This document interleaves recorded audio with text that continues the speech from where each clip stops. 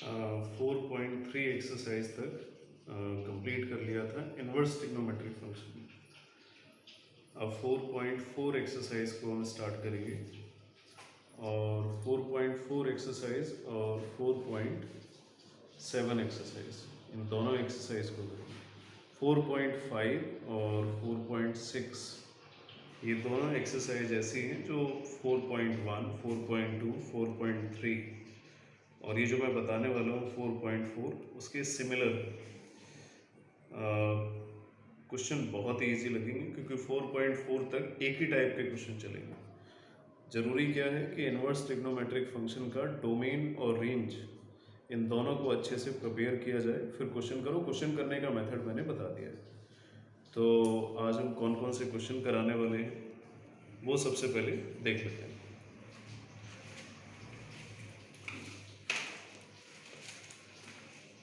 4.4 exercise में first का fourth part, second का फर्स्ट पार्ट और थर्ड के both part, first and second. 4.5 और 4.6 ये दोनों ही एक्सरसाइज इजी हैं। इजी इसलिए हैं क्योंकि पीछे 4.4 तक इसी टाइप का मेथड चला है। उसके बाद हम 4.7 एक्सरसाइज पे आएंगे और 4.7 एक्सरसाइज में फर्स्ट का 8th पार्ट बताएंगे। 7th पार्ट तक वैसे ही क्वेश्चन है जैसे 4.6 तक की है। फर्स्ट का 8th वाला और फर्स्ट का 9th वाला, और सेकंड का 7th पार्ट और 8th पार्ट, और साथ में इसमें 6th पार्ट में बताएगा, और थर्ड का 6th पार्ट।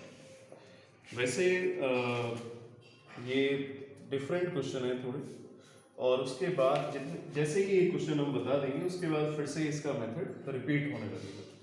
जब मेथड रिपीट होने लगेगा तो क्वेश्चन कर लोगे। 4.7 एक्सरसाइज में 6 तक इसी टाइप के क्वेश्चन, 7 से एक न्यू टाइप स्टार्ट हो जाएगा इन्वर्स ट्रिग्नोमेट्रिक फंक्शन में। वो बहुत ही अच्छा मेथड है। उसका अगली जो टॉपिक्स होंगे उसमें यूज़ होगा। IIT एंट्रेंस एग्ज़ाम के लिए, मेंस के लिए इस टाइप के क्वेश्चन आएंगे। तो नेक्स्ट जो क्लास होने वाली है वो बहुत ही इंपॉर्टेंट है। तो 4.4 एक्सरसाइज का क्वेश्चन नंबर फर्स्ट का फोर्थ पार्ट देखते हैं। Fourth part, find the principal value of sec inverse 2 tan 3 pi by 4। Sec inverse 2, आप जैसे लास्ट क्लास में ये क्वेश्चन बताया था तो मैंने बोला था कि अगर सेक इनवर्स के बाद मीन्स कोई भी इनवर्स ट्रिग्नोमेट्रिक फंक्शन के बाद अगर ट्रिग्नोमेट्रिक फंक्शन दिया है तो ट्रिग्नोमेट्रिक फंक्शन की अलग से वैल्यू निकालो। डिफरेंट ट्रिग्नोमेट्रिक फंक्शन दिया तो tan 3 pi by 4, pi by 4 का मतलब 45, और 45 3 जा 135, और 135 को हम लिख लेते हैं 90 प्लस 45। 90 में चेंज होगा तो आएगा cot 45। 10 का cot में चेंज होता है, अगर 90 है, अगर 270 होता तब भी चेंज होता, लेकिन सेकेंड क्वाड्रेंट में आ गया है तो 10 नेगेटिव होगा, और cot 45 का वैल्यू 1 होता है, आंसर -1। 2 tan 3 pi by 4 का value -1, then sec inverse of -2 है। अब सेक इनवर्स -2 लिखा हुआ है तो सेक इनवर्स कॉस में 60 डिग्री का वैल्यू 1/2 होता है। तो सेक में फिर हम चेक करेंगे। वैसे तो यहाँ पे वैल्यू जो आएगी वो pi/3 आएगी, लेकिन हमें चेक करना पड़ेगा ये किस क्वाड्रेंट में वैल्यू आती है। अभी ये कंफर्म वैल्यू नहीं, पहले चेक कर लेते हैं क्वाड्रेंट का यूज करके। तो ये फर्स्ट क्वाड्रेंट में पॉजिटिव है, सेकेंड क्वाड्रेंट में साइन और कॉस पॉजिटिव होता है यानी नेगेटिव होगा। थर्ड क्वाड्रेंट के लिए नेगेटिव होगा, फोर्थ क्वाड्रेंट के लिए वैल्यू पॉजिटिव आएगी। अब सेक के लिए फर्स्ट और फोर्थ पॉजिटिव होता है, सेकंड और थर्ड नेगेटिव होता है। अब हम इसका रेंज देखते हैं, तो रेंज होगा 0 to पाई और उसमें से π/2 को हम एक्सक्लूड कर देते हैं। ये सेक का रेंज है। अब अगर हम यहाँ पे -π/3 लिखेंगे तो ये तो आंसर होगा नहीं, क्योंकि 0 से पाई जा रहा है, इसमें वैल्यू नेगेटिव आती नहीं है, तो इस आंसर को हम छोड़ देंगे। 0 से पाई देखना है, यानी पाई यहां तक आ जाएगा, 0 यहां से स्टार्ट होगा, तो थर्ड क्वाड्रेंट को तो छोड़ ही देते हैं क्योंकि पाई से ज्यादा होगा। सेकेंड क्वाड्रेंट में जाते हैं, तो सेकेंड क्वाड्रेंट के लिए लिखा मैंने पाई माइनस, और सेक में 2 का वैल्यू π/3 का होता है, यानी 60 डिग्री का होता है। तो सेक इनवर्स सेक वैल्यू आएगी 2π/3, ये 0 से पाई के बीच में लाई करेगा, तो सेक इनवर्स से सेक कट होगा, वैल्यू आएगी 2π/3। ठीक है, मैं एक बार फिर से बता दूं, ये आंसर -π/3 हो सकता था अगर ये रेंज में लाई करता। अगर रेंज में लाई नहीं करेगा तो सेक इनवर्स से सेक भी कट नहीं होगा। तो उसके लिए सबसे पहले मैंने क्वाड्रेंट का यूज किया, चेक किया कि किसमें नेगेटिव और पॉजिटिव आता है, तो नेगेटिव वाला क्वाड्रेंट लेना है जिसमें सेक की वैल्यू नेगेटिव आ जाए। थर्ड वाला लेंगे नहीं क्योंकि रेंज से बाहर जाएंगे, तो सेकंड क्वाड्रेंट को ले लिया, और सेकंड क्वाड्रेंट के लिए पाई से कुछ माइनस किया तो सेकंड क्वाड्रेंट में आ गया। फाइनली आंसर आ गया 2π/3। फर्स्ट का फोर्थ पार्ट था। अब इसके बाद सेकंड का first part.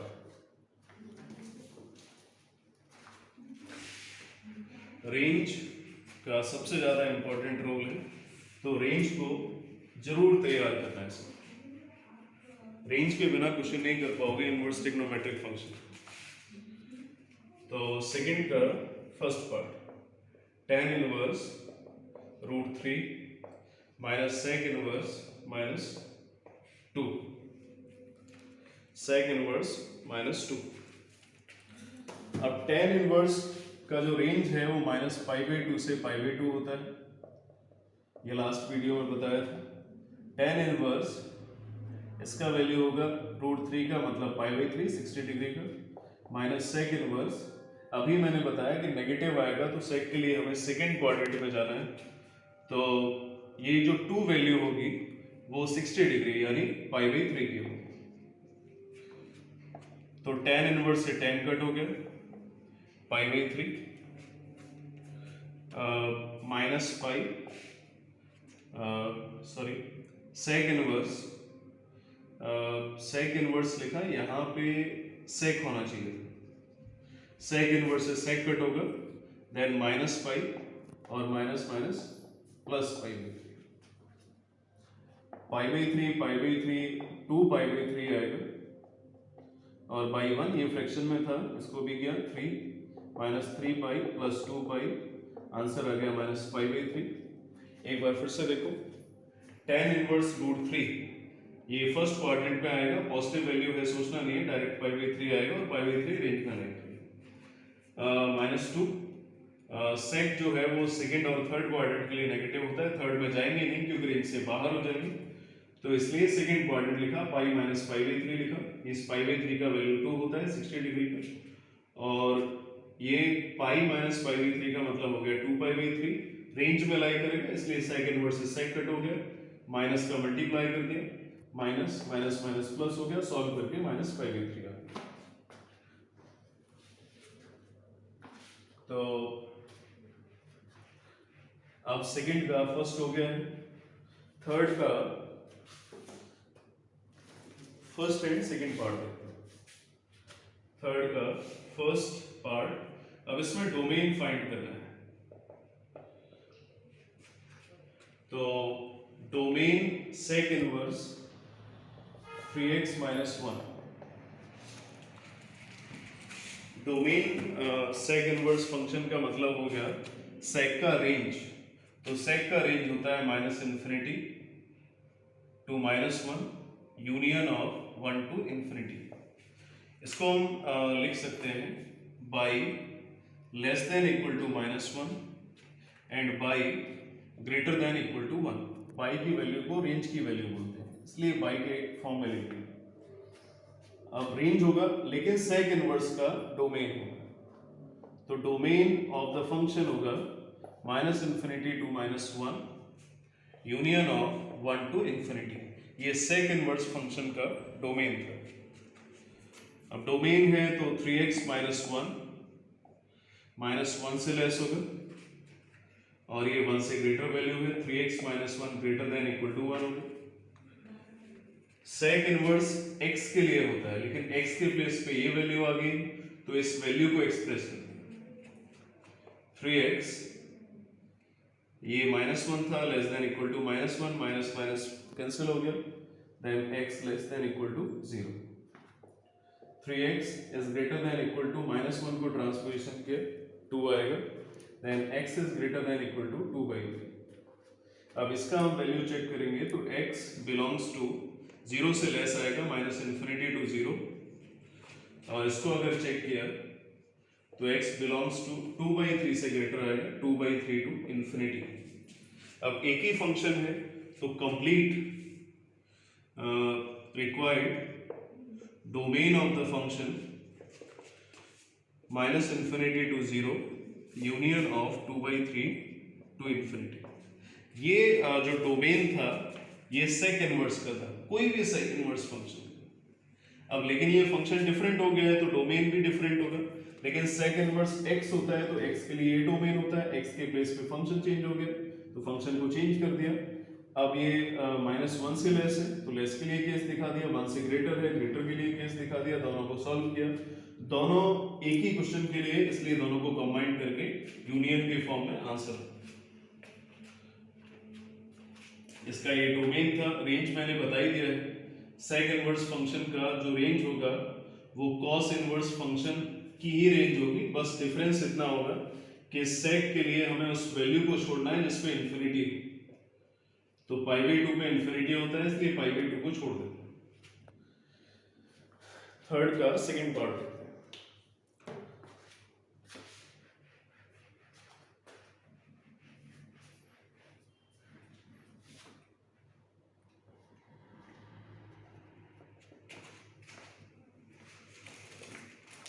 Sec inverse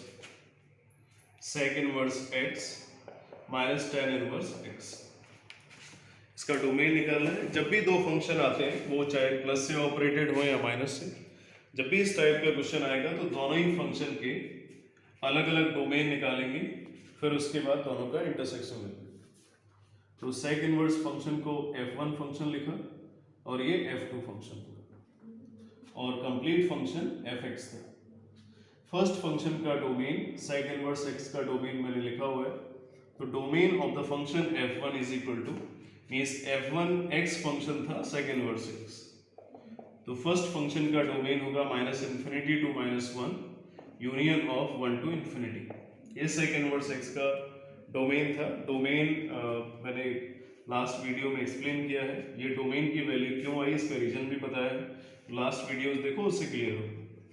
f2x tan inverse x था और f2x का जो डोमेन ऑफ द फंक्शन होगा तो डोमेन tan इनवर्स x का tan x का रेंज का इक्वल होता है, मींस ट्रिग्नोमेट्रिक फंक्शन का जो रेंज होगा वो इनवर्स ट्रिग्नोमेट्रिक फंक्शन का डोमेन होगा। तो ऑल रियल वैल्यूज, इसका डोमेन था ऑल रियल वैल्यूज, इसका डोमेन था ऑल रियल वैल्यूज। अब इसके बाद domain of the function f1 और domain of the function f2, इन दोनों को हम कंबाइन कर लेंगे, minus infinity to minus one union of one to infinity. ये फर्स्ट फंक्शन का डोमेन था। सेकेंड फंक्शन का डोमेन ऑल रियल वैल्यूज, अगर हम दोनों का इंटरसेक्शन निकालेंगे तो complete domain of the function आएगा minus infinity to minus one union of one to infinity. एक बार फिर से चेक करो, सेक इनवर्स x और tan इनवर्स x दो फंक्शन थे, तो दोनों फंक्शन का जब हम कंबाइन करके डोमेन निकालेंगे तो दोनों का इंटरसेक्शन निकालेंगे। तो इंटरसेक्शन के लिए f1x सेक इनवर्स था तो इसका domain minus infinity to minus one और union of one to infinity था। और जो सेकेंड फंक्शन था, सेकेंड फंक्शन का डोमेन ऑल रियल वैल्यू होगा क्योंकि tan x का जो रेंज होता है वही tan इनवर्स फंक्शन का डोमेन होगा। ये हर इनवर्स ट्रिग्नोमेट्रिक फंक्शन के लिए केस है। तो दोनों का इंटरसेक्शन लिया और इंटरसेक्शन लेने के बाद ये कंप्लीट आंसर है। ठीक है, तो इस टाइप से 4.4 एक्सरसाइज कंप्लीट होगी। अब ये क्वेश्चन थोड़े सिंपल लगेंगे, लेकिन सिंपल तभी लगेंगे जब डोमेन और रेंज क्लियर। तो डोमेन और रेंज दोनों का ही इनवर्स ट्रिग्नोमेट्रिक फंक्शन और साथ में ट्रिग्नोमेट्रिक फंक्शन का तैयार। और अगर ट्रिग्नोमेट्रिक फंक्शन का रेंज प्रिपेयर्ड है तो इसका मतलब इनवर्स ट्रिग्नोमेट्रिक फंक्शन का डोमेन प्रिपेयर्ड। तो 4.7 एक्सरसाइज पे आ रहा था। 4.7 एक्सरसाइज में 4.7 एक्सरसाइज में फर्स्ट का 8th वाला पार्ट है, साइन इनवर्स ऑफ साइन 4। ये क्वेश्चन मैं इसलिए बता रहा हूं क्योंकि साइन इनवर्स साइन के बाद जो वैल्यू यहां पे आती है वो कोई एंगुलर वैल्यू आती है, लेकिन यहाँ पे न्यूमेरिकल वैल्यू आ गई है। तो न्यूमेरिकल वैल्यू में कंफ्यूजन आएगा कि कैसे सॉल्व करेंगे, तो इसलिए मुझे ये थोड़ा डिफरेंट लगा, इसलिए बता दूं। अब साइन इनवर्स साइन 4 लिखा हुआ है। सबसे पहले साइन इनवर्स से साइन तभी कट होगा जब वैल्यू रेंज में लाई करेगी। तो इसका जो रेंज का इंटरवल होता है वो -π/2 to π/2 होता है, और पाई का मतलब होता है 3.14। 3.14/2 वैल्यू आएगी -1.57 और ये 1.57। तो इसका जो आंसर आएगा वो -1.57 से 1.57 के बीच में आए तो साइन इनवर्स से साइन कट हो सकता है। साइन इनवर्स तो ये तो 4 है, ये रेंज में लाई भी नहीं करेगा क्योंकि 1.57 तक आ रहा है। तो साइन इनवर्स साइन। अब फिर चेक करते हैं क्या हम इसको π-4 लिख लें, क्योंकि अगर पाई लिखेंगे तो चेंज होगा नहीं, और पाई की वैल्यू होगी 3.14 और ये 4 आएगा, और इसको जब सब्ट्रैक्ट करेंगे तो सब्ट्रैक्ट करने से आएगी वैल्यू 1046 और 918 मीन्स 0.86 आएगी, और वो भी नेगेटिव की, और नेगेटिव की आएगी लेकिन ये रेंज में लाई कर जाएगी। ठीक है, तो पाई की जब भी इस तरह से कोई न्यूमेरिकल क्वेश्चन आता है तो पाई की वैल्यू भी हमें न्यूमेरिकल देखना है, और अगर एंगुलर आता है तो 180 डिग्री देखना है। तो पाई का वैल्यू 3.14 था, इससे ये रेंज का इंटरवल आ गया, और फिर इसको हमें रेंज में ही एडजस्ट करना है। तो अगर पाई किया तो रेंज में एडजस्ट करके, अगर पाई से नहीं करता तो फिर आगे हम वैल्यू को चेक करते हैं, लेकिन हमें चेक पाई के मल्टीपल में ही करना है। पाई के मल्टीपल में करने से बेनिफिट ये रहता है कि वैल्यू चेंज नहीं होती। साइन है, साइन इनवर्स है तो साइन तो लेके आना है, मतलब चेंज करना नहीं है, तो पाई का मल्टीपल ही लेना पड़ेगा।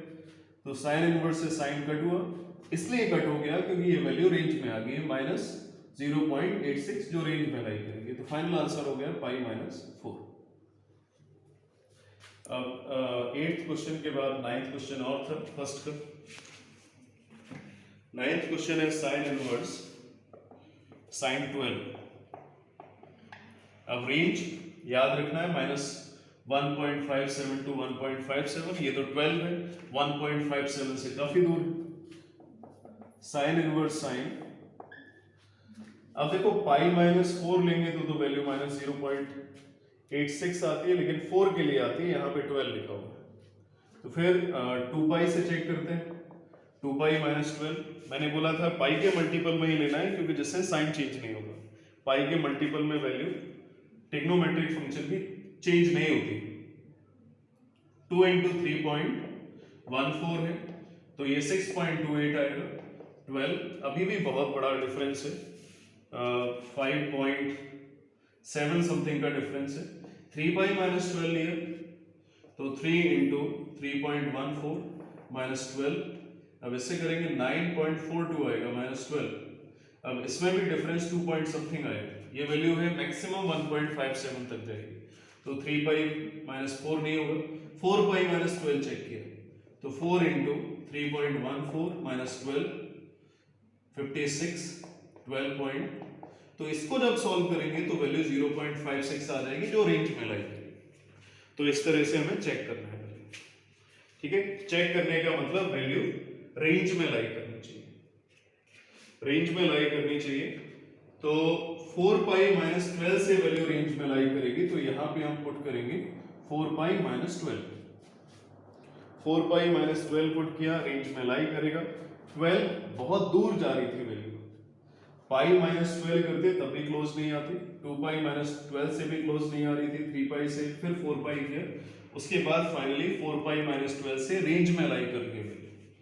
तो साइन इनवर्स से साइन कट हो गया, और साइन इनवर्स से साइन कट हुआ, वैल्यू आएगी 4 पाई माइनस 12। ये इसलिए कट हो गया क्योंकि वैल्यू रेंज के इंटरवल में लाई कर रही है। तो ये फर्स्ट के दोनों पार्ट हो गए, ठीक है। तो साइन इनवर्स का था, इसलिए रेंज तैयार करना था और वैल्यू को हमें देखना था, रेंज में लाई करेगा। न्यूमेरिकल वैल्यू आ रहा है, इसलिए पाई के न्यूमेरिकल वैल्यू से इंटरवल बना लिया, फिर इंटरवल को चेक किया जिससे वैल्यू इंटरवल में लाई करेगी। ओके, आगे देखते हैं क्वेश्चन नंबर सेकंड को।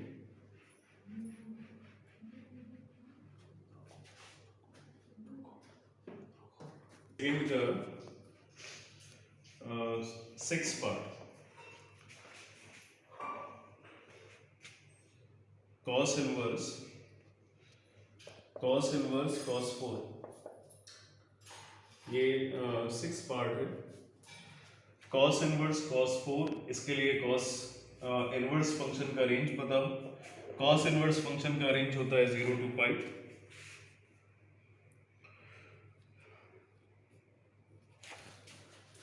0 to पाई, और 0 to पाई का मतलब हो गया 0 to 3.14। तो इसकी मैक्सिमम वैल्यू 3.14 आएगी, मिनिमम 0 आएगी, मतलब इसमें नेगेटिव वैल्यू नहीं आएगी। cos इनवर्स cos, अब cos फंक्शन में एक प्रॉब्लम रहती है, अगर माइनस साइन भी आ जाए तो cos माइनस जाके अंदर, मीन्स अगर cos बाहर माइनस आ जाता है, जैसे कोई x लिखा हुआ है, तो cos को माइनस अगर अंदर लिख लेते हैं तो वापस cos x हो जाता है। तो हमें इस तरह का कोई फंक्शन लेना है जिसमें नेगेटिव वैल्यू ना हो, क्योंकि अगर नेगेटिव से एंगल में अंदर जाएगी तो वापस वैल्यू पॉजिटिव हो जाएगी। 4 लिखा हुआ है, cos इनवर्स cos। 4 वैल्यू को अगर हम चेक करेंगे तो पाई माइनस 4 किया तो पाई का वैल्यू होता है 3.14 माइनस 4, नेगेटिव वैल्यू आएगी। ये वही प्रॉब्लम है कि अगर हम माइनस एक्स लिखते हैं तो cos माइनस एक्स से वैल्यू प्लस हो जाती है। तो अब पाई माइनस को 4 नहीं करेंगे इसमें, क्योंकि नेगेटिव से वैल्यू प्लस हो जाएगी। जब भी cos का कोई फंक्शन आएगा तो हमें पाई नहीं 2 पाई से चेक करना है, और 2 पाई माइनस 4 लिखा तो क्या चेक करेंगे, क्या ये इंटरवल में, जो रेंज का इंटरवल है उसमें लाई करेगा। 2 इंटू 3.14 माइनस 4, 6.28 माइनस 4, तो वैल्यू आएगी अप्रोक्स 2.28, ये रेंज में लाई करेगी, ठीक है। मैं एक बार फिर से बता दूं, पाई माइनस 4 इसलिए नहीं किया कि पाई माइनस 4 करेंगे तो सेकंड इंटरवल में आएगा, और सेकंड इंटरवल में माइनस वैल्यू आ जाएगी, और माइनस फिर से अंदर जाता है जिससे पॉजिटिव हो जाता है, तो माइनस साइन इसमें शो होगा नहीं, तो इसलिए फोर्थ क्वाड्रेंट को ले लिया 2 पाई माइनस 4। अब ये रेंज में लाई कर रहा था, 2.28 है, इसका जो मैक्सिमम वैल्यू है 3.14 है, तो रेंज में लाई करेगा, cos इनवर्स से cos कट होगा, 2 पाई माइनस 4। cos इनवर्स के फंक्शन में यही मेन प्रॉब्लम आती है। तो हमें हमेशा कोशिश ये करना है कि वैल्यू फोर्थ क्वाड्रेंट में जाए, सेकेंड क्वाड्रेंट में देंगे तो वैल्यू नेगेटिव से वापस पॉजिटिव हो जाएगी। इसके बाद नेक्स्ट पार्ट देखते हैं, 6 के बाद 7th पार्ट और क्लियर होगा।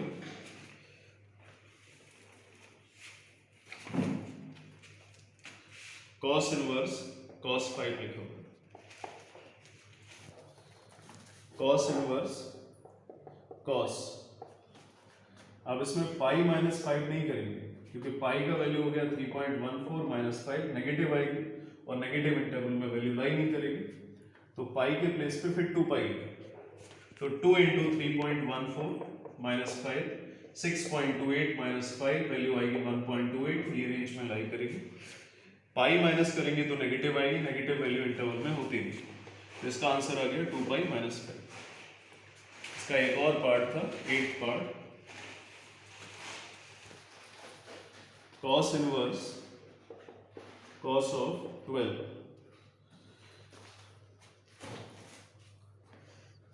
कॉस के लिए जब भी फंक्शन को चेक करेंगे तो 2 पाई के मल्टीपल में चेक करेंगे। पाई के मल्टीपल में चेक करेंगे तो नेगेटिव आएगी वैल्यू, जो कि इंटरवल में लाई नहीं करेगी। इंटरवल की सारी वैल्यूज पॉजिटिव होती है। कॉस इनवर्स कॉस 12 था, तो कॉस इनवर्स कॉस। अब 2 पाई से एक बार फिर से चेक कर लेते हैं। यहाँ पे 12 लिखा हुआ था, 2 इंटू 3.14 माइनस 12 6.28 माइनस 12, तो ये वैल्यू 5.7 समथिंग आएगी। तो 5.7 इस रेंज के इंटरवल से बाहर चली जाएगी। तो 2 पाई के मल्टीपल में देखना है, तो नेक्स्ट 4 पाई देखते हैं। 4 पाई माइनस 12, 4 इंटू 3.14 माइनस 12 56 होगा, और माइनस 12 आएगा, 0.56 वैल्यू आएगी। ये रेंज के इंटरवल में लाई करेगी, तो रेंज के इंटरवल में लाई करेगी, तो इसलिए 4 पाई माइनस 12 लिखेंगे।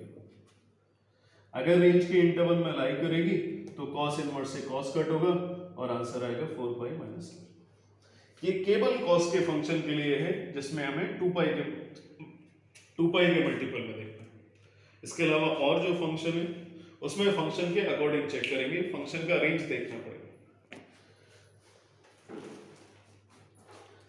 थर्ड का 7th पार्ट, ये लास्ट क्वेश्चन है, और इसमें मैंने 2, 3, 4, 5 क्वेश्चन एक ही टाइप के बता दिए। एक ही टाइप के क्वेश्चन होने से मेथड एकदम क्लियर हो जाता है, और क्लियर हो जाना चाहिए। थर्ड का 7th part, tan inverse of tan 4, tan inverse of tan 4 था। tan इनवर्स का रेंज बताओ, -π/2 से π/2 होता है। अब ये देख रहे होगे कि हर क्वेश्चन में इनवर्स ट्रिग्नोमेट्रिक फंक्शन का रेंज का यूज होता है प्रिंसिपल वैल्यू निकालने के लिए, या फिर tan इनवर्स से tan को कट करने के लिए। tan इनवर्स tan -π/2 से π/2 है। अब π-4 को चेक करेंगे। पाई से ही क्यों चेक करते हैं? क्योंकि पाई में वैल्यू चेंज नहीं होगी। tan को हमें tan ही रखना है, जिससे tan इनवर्स से tan कट हो जाए।